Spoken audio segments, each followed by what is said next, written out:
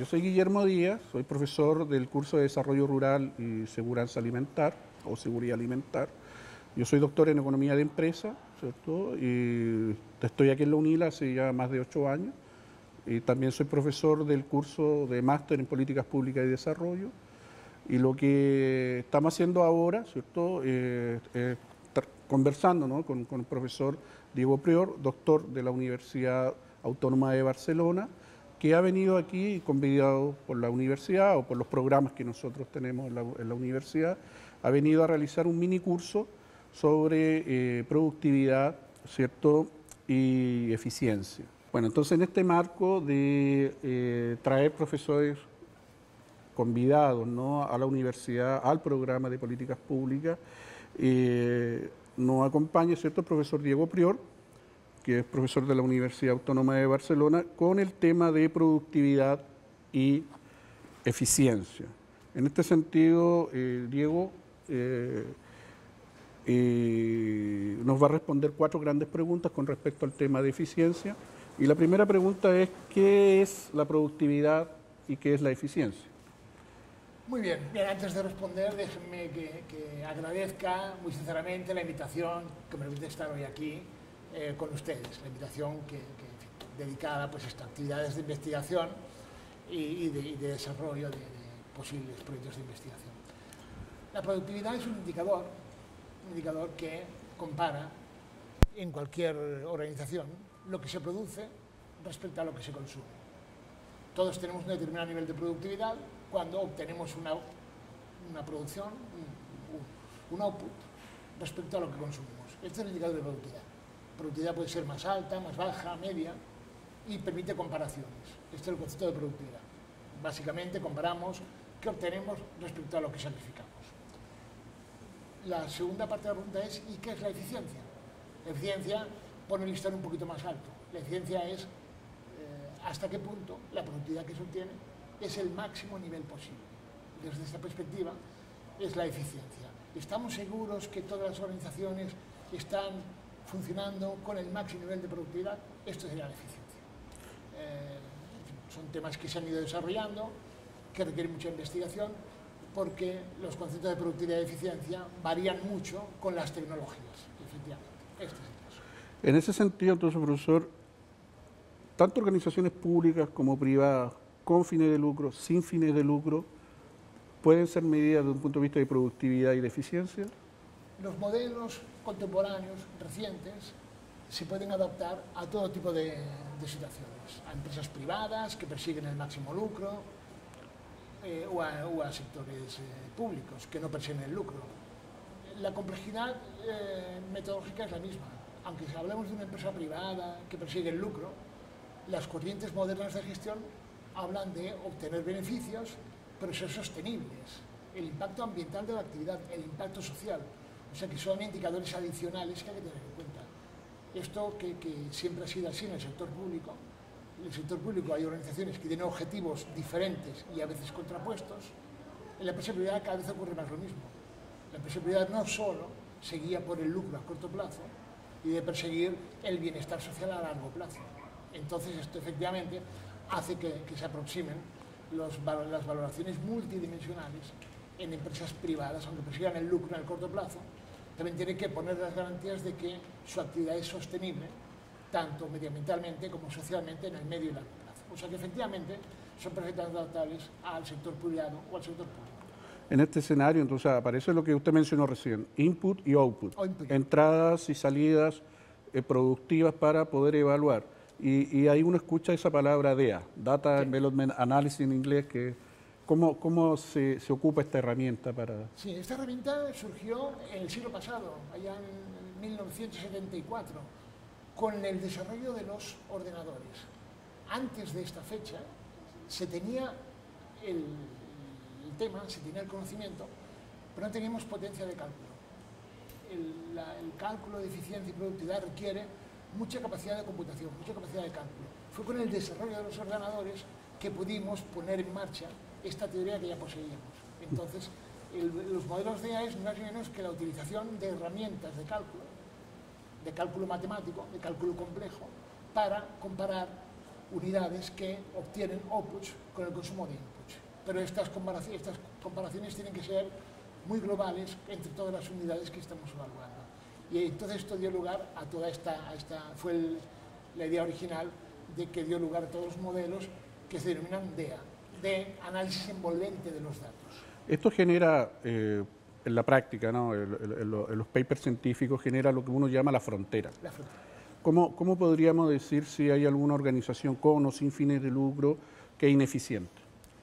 Bueno, es muy fácil identificarlo. Si tenemos un conjunto de unidades y las comparamos entre ellas, siempre tendremos que saber cuál es la que está operando de la mejor forma posible.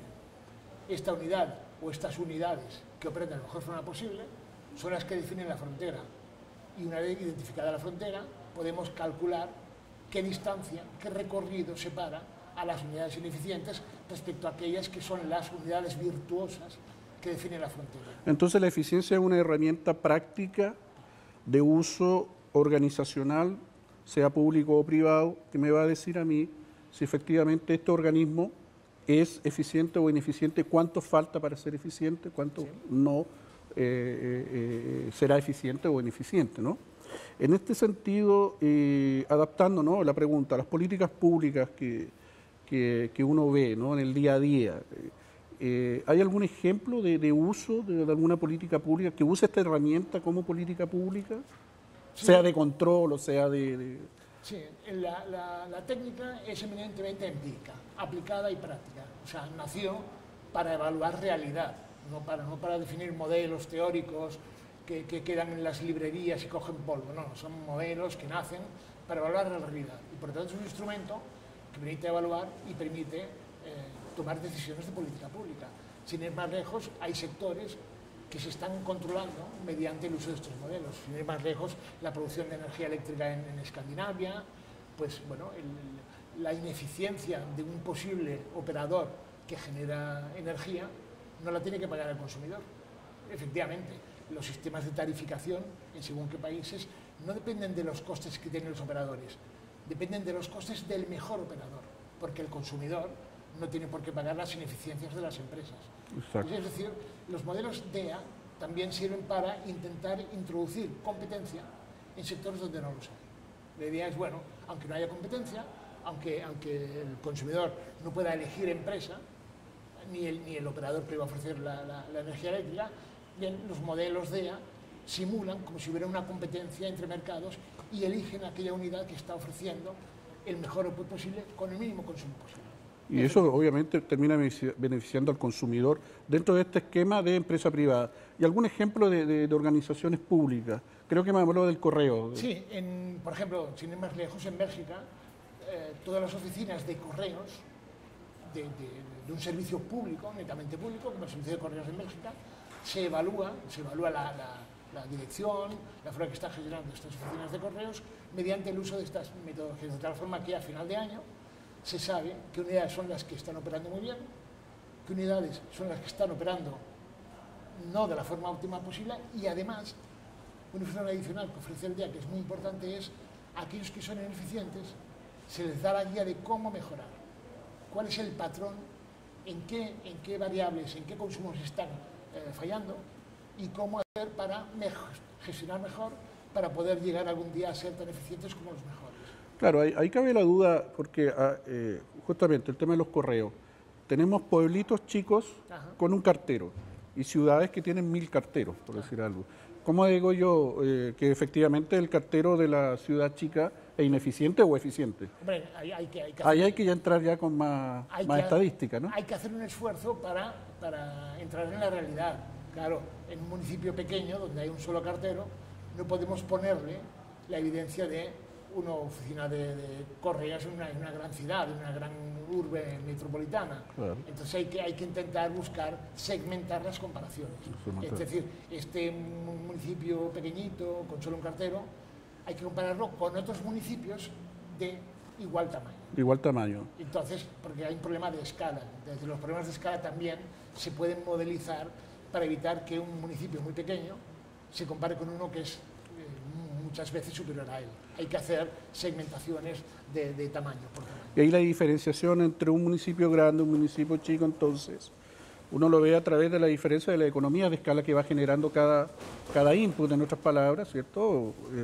En relación a compararse con otros municipios. Efectivamente, incluso esta técnica, a veces se ha utilizado para definir cuál es el tamaño de la población óptima que debería tener una nueva ciudad. O sea, en países que en desarrollo, bueno, queremos construir un núcleo urbano.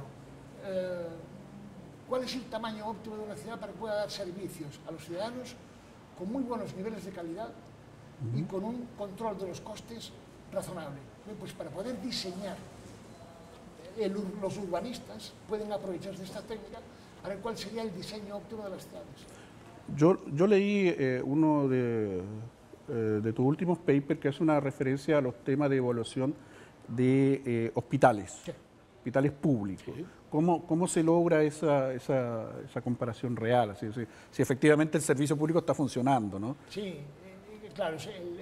¿Cuál es la problemática de hospitales? Bueno, muchas organizaciones públicas son muy complejas, son complicadas, porque no se nos ocurrirá decirle a un director de un hospital: tienes que ganar dinero. Un hospital no está para ganar dinero. Y si te están para ganar dinero, lo harán muy mal. No, los hospitales públicos están para mejorar el estado de la salud, mejorar el bienestar colectivo. Entonces, primero, hay que tener una buena recogida de datos, cuáles son los indicadores de output, de actividad de los hospitales, cuántos sanan, cómo sanan el estado de la salud, cuál es la esperanza de vida de los pacientes que acuden al hospital. Bien, todos estos son indicadores que ya se tienen. Y entonces, teniendo estos datos, comparando con estas técnicas de optimización, incluso podemos llegar a saber, la política sanitaria en Cataluña a veces se hace así: hay que construir un nuevo hospital. ¿Dónde lo construimos? Claro. Por ejemplo, estratégicamente se quiere que todo ciudadano en España tenga como máximo media hora de distancia un servicio de urgencias. Es un indicador. Un indicador de, bueno, válido, de ¿no? usted, si usted tiene hasta de calidad de vida, ¿no? Claro, si indicador usted de calidad de tiene vida. la mala suerte de que le da un ictus o un infarto, sepa que usted, una ambulancia, en media hora lo pone en el hospital. Claro. Dicho eso, ¿cuál es la dimensión óptima del hospital? Bien, pues estos métodos permiten saber que efectivamente, entre otras posibilidades, el hospital óptimo, aquel que se puede gestionar bien y se aprovecha de las máximas economías de escala, no es el hospital más grande. No. Hospitales medianos, de alrededor de unas 200 camas, son aquellos hospitales que permiten hacer una gestión maravillosamente buena de los recursos humanos. Claro. Y poder dar un buen suministro, un buen servicio a la población circundante. Bueno, pues esto que son técnicas de cómo diseñar el sistema de salud, se puede hacer utilizando estos métodos, efectivamente. Claro. Bueno, yo creo que ya estamos un poco en la hora. Quiero agradecerte, Diego, por haber aceptado nuestra invitación, estar acá. Agradecer también a la Prorrectoría PRPPY, ¿no? Prorrectoría de Pesquisa, por generar estos editales donde uno puede efectivamente hacer realidad lo que la universidad persigue. El objetivo de nuestra universidad siempre ha sido engrandecer, ¿cierto?, desde un punto de vista de conocimientos técnicos, de conocimientos en investigación, ¿cierto?, y en beneficio directo a nuestros alumnos, ¿no? Entonces, en ese sentido te agradezco mucho tu visita, Diego. Bueno, no, pues para acabar, estoy encantado de estar aquí y agradezco mucho la visita para hablar de temas que me interesan mucho. O sea que muchas gracias por la invitación y esperemos que la visita pues tenga sentido y permita pues esto, que podamos mejorar y podamos seguir colaborando en el futuro. Muchas gracias. Muchas gracias.